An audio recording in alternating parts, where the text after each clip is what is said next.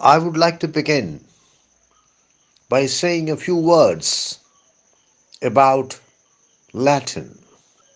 Latin is the classical language belonging to the Italic branch of the Indo-European family of languages.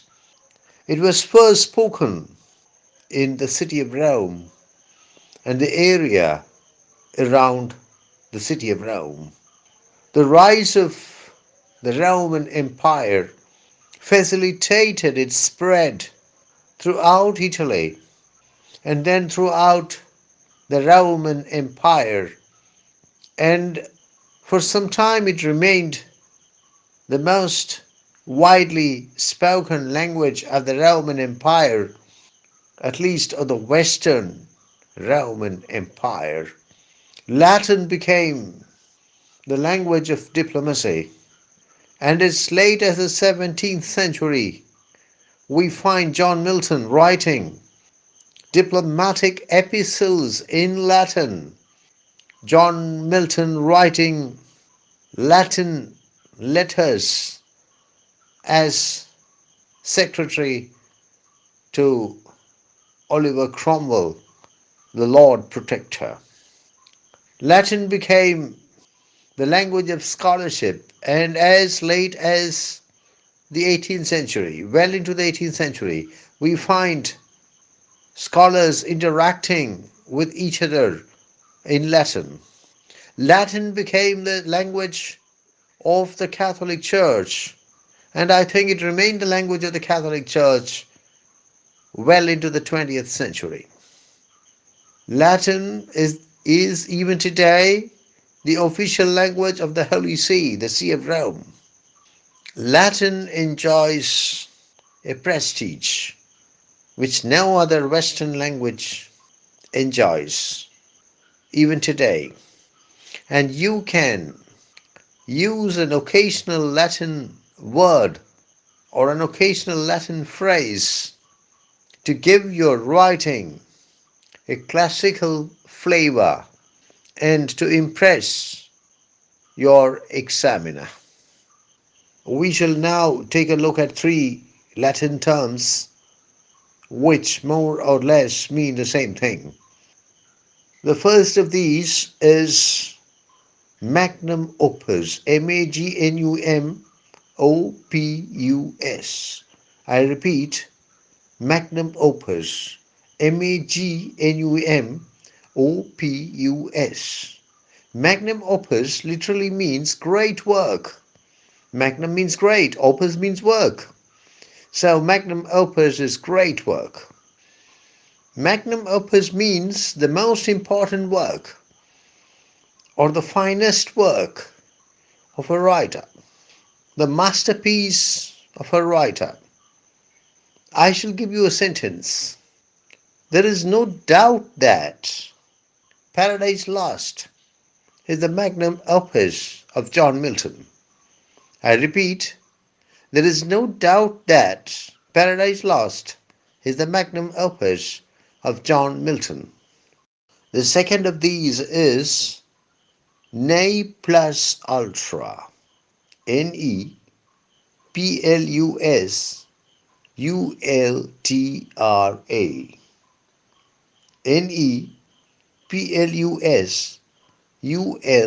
Neplusultra. Ne plus ultra means the highest point capable of being attained, the finest specimen of something, a work which cannot be improved upon. Ne plus ultra is a more modern version of non plus ultra. Both ne plus ultra and non plus ultra mean literally the same thing. No more beyond. No more beyond. Go no more beyond. It is said that the words non plus ultra were inscribed on the pillars of Hercules in Gibraltar, in the Strait of Gibraltar, because It was looked upon. Gibraltar was looked upon. The Strait of Gibraltar was looked upon as the end of the classical world, as the edge of the classical world.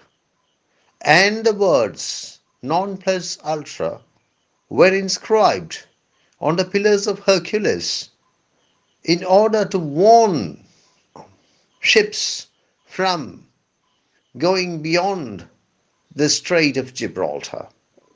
Ne plus ultra as well as non plus ultra literally mean go no more beyond. How can we use it in a sentence? Here is an example. The poetry of John Keats is the ne plus ultra of sensuousness. I repeat, the poetry of John Keats is the ne plus ultra of sensuousness. The last of these is the phrase Quo vadis. Quo vadis. Quo vadis. Quo vadis means something somewhat different from what the first two phrases mean, but also something similar to what the first two phrases mean. Quo vadis literally means, where are you marching? Where are you marching? Or, as it is more popularly translated, where are you going? Where are you going? Whither goest thou? There's a story that Peter was fleeing from crucifixion at the hands of the Roman authorities, and as he came out of the city of Rome on the road, he met Jesus. He met a risen Jesus. And Peter asked Jesus, Quo vadis? Where are you going? Whither goest thou?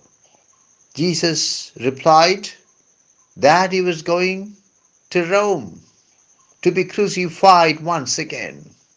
This gave Peter the courage to return to Rome and to revive his ministry.